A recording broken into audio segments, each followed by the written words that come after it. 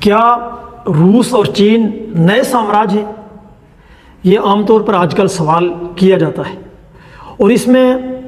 بہت سے لوگ مسکنسیپشن کا شکار ہیں، حتیٰ کہ وہ لوگ بھی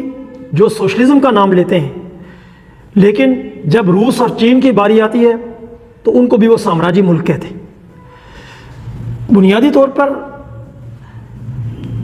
روس اور چین ان کا سامراجیت کے ساتھ کوئی تعلق بنتا ہی نہیں ہے۔ کیوں؟ اس کی ٹھوس وجوہات ہیں۔ سب سے پہلی وجہ کہ سامراجیت کی پہلی شرط اس ملک کے انٹرنل سسٹم کا کیپٹلزم پر استوار ہونا ہے، سرمایہ داریت پر استوار ہونا ہے۔ تو نہ ہی روس اور نہ ہی چین کے اندر سرمایہ داری نظام موجود ہے، بلکہ چین میں تو ڈکلیئرڈ سوشلسٹ مارکیٹ اکانومی ہے، اور روس گو کہ اصطلاح سوشلزم کی اب یوز نہیں کرتا، لیکن اس کے اندر بھی جو معاشی ماڈل ہے وہ اجتماعیت کی بالادستی کا معاشی ماڈل ہے، جس میں بنیادی جو ذرائع پیداوار ہیں وہ اجتماعی ملکیت میں، سماجی ملکیت میں،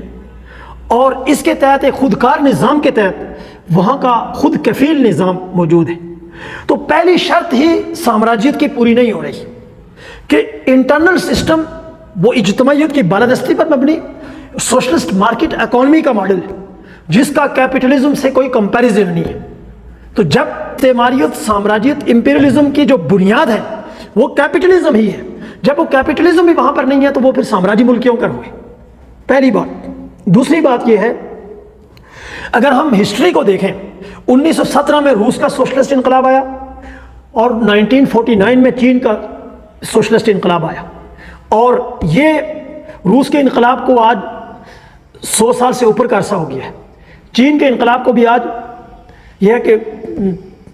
تقریباً یہ ہے کہ 74-75 سال کا عرصہ ہو گیا ہے۔ تو اس پورے عرصے میں نہ ہی چین اور نہ ہی روس انٹرنیشنل سطح پر اگر کہیں پر بھی ان کی پینیٹریشن ہوئی ہے تو انہوں نے امریکہ اور یورپ کی استعماری طاقتوں کی طرح قوموں کا استحصال نہیں کیا، قوموں کی وہ بدترین ایکسپلائٹیشن نہیں کی، قوموں کے درمیان ڈیوائڈ اینڈ رول کی پالیسی کے ذریعے تقسیم پیدا نہیں کی، ان کے وسائل کے اوپر قبضہ قائم نہیں کیا، بلکہ مشترکہ ترقی کی سوچ کے ساتھ، قوموں کو قومی آزادی کی تحریکوں میں سپورٹ کرنے کی سوچ کے ساتھ، سامراج کے مقابلے میں اس کی دستبر سے بچانے کی سوچ کے ساتھ، انسانیت دوستی کے نظریات کے تحت روس اور چین نے مظلوم اقوام کا سامراجی طاقتوں کے مقابلے میں بھرپور ساتھ دیا۔ تو کیا یہی سامراجی کردار ہوتا ہے؟ کیا روس کا سامراجی کردار یہی ہے کہ اس نے شام کو امریکی سامراج کی گود میں گرنے سے روکا، اور اس کی قومی آزادی کی تحریک اس کی پشت پر کھڑے ہو کر امریکی سامراج کی وہاں پر جو سازش تھی، ریشہ دوانیاں تھی، جو اس نے وہاں پر بغاوت پیدا کی ہوئی تھی، اس کو کرش کرنے میں اس نے کردار ادا کیا؟ کیا یہی سامراجی کردار ہے؟ یا پھر یہ سامراجی کردار ہے کہ وہ یوکرین جس کو شناختی سوویت یونین نے دی تھی، وہ یوکرین جب اپنے ملک کے اندر ہی رشین نسل کے لوگوں کی نسل کشی پر یہ ہے کہ مسلسل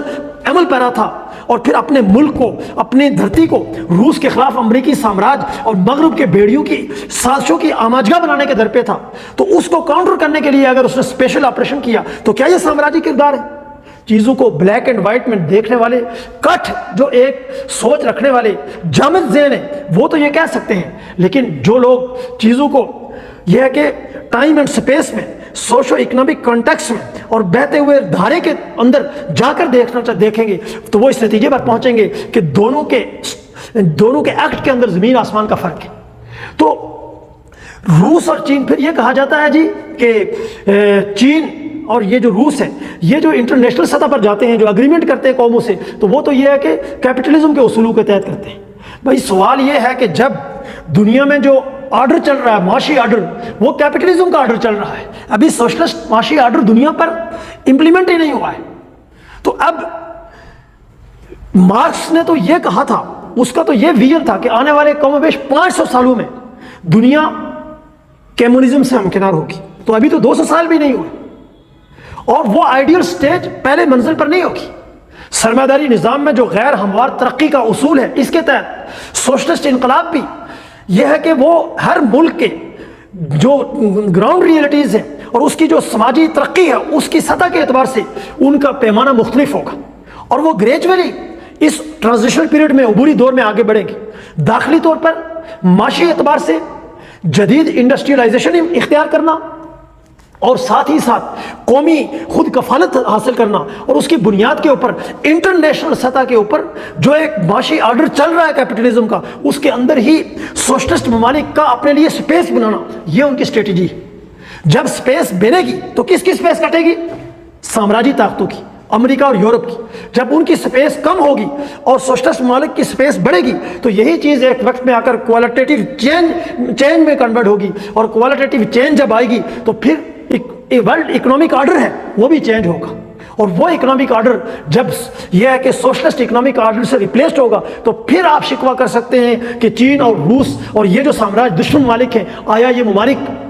یہ بھی قوموں کی ایکسپلائٹیشن کر رہے ہیں یا پھر یہ ہے کہ یہ ایک نیا معاشی مشترکہ ترقی کا نظام دے رہے ہیں؟ تو اس لیے چیزوں کو ہمیشہ ہسٹوریکل کانٹیکسٹ میں دیکھا جاتا ہے، اور اس تناظر میں اگر دیکھا جائے تو چین اور روس ہی آج سامراج دشمن عالمی طاقتیں. اور یاد رکھیں اس میں بھی ایک ٹرانزیشنل پیریڈ آئے گا. پہلے مرحلے میں روس اور چین کی قیادت میں یونیپولر ورلڈ سے ملٹی پولر ورلڈ کی طرف دنیا جائے گی. جنگ یوکرین کے بعد اس کا آغاز ہو چکا ہے، اور آنے والے 10 سے 12 سالوں کے اندر دنیا ملٹی پولر ورلڈ آرڈر سے ہمکنار ہو جائے گی. اس کے بعد پھر دنیا کے اندر جو قومی انقلابات ہیں، سوشلسٹ انقلابات، اس کے لیے مواقع وہ پھر یہ کہ پیدا ہوں گے. سامراجی دباؤ ختم ہوگا اور دنیا کے اندر تیزی کے ساتھ سوشلسٹ انقلابات آئیں گے، اور پھر ان انقلابات کے نتیجے میں پھر وہ جو ملٹی پولر ورلڈ آرڈر ہے وہ multi polar world order socialist world order میں تبدیل ہوگا. یہ پورے کا پورا دور، یہ ایرا، یہ ٹرانزیشنل پیریڈ ہوگا. اور اس عرصے کے اندر یقیناً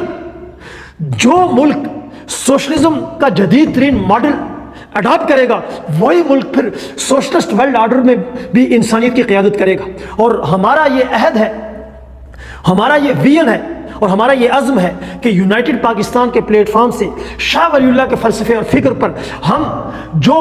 سوشلسٹ انقلاب کی جدوجہد کر رہے ہیں، یہ سوشلسٹ انقلاب تاریخ انسانی کا سب سے زیادہ جدید ترین سوشلسٹ انقلاب ہوگا، جو پاکستان کی جیو اسٹریٹجک پوزیشن کے اعتبار سے ملٹی پلائی اس کے ساتھ ہو کر وہ دنیا کے اندر جو سوشلسٹ ورلڈ آرڈر بنے گا اس سوشلسٹ ورلڈ آرڈر کی قیادت پاکستان کا سوشلسٹ انقلاب کرے گا اور یونائٹڈ پاکستان اس کی قیادت کرے گی. شکریہ.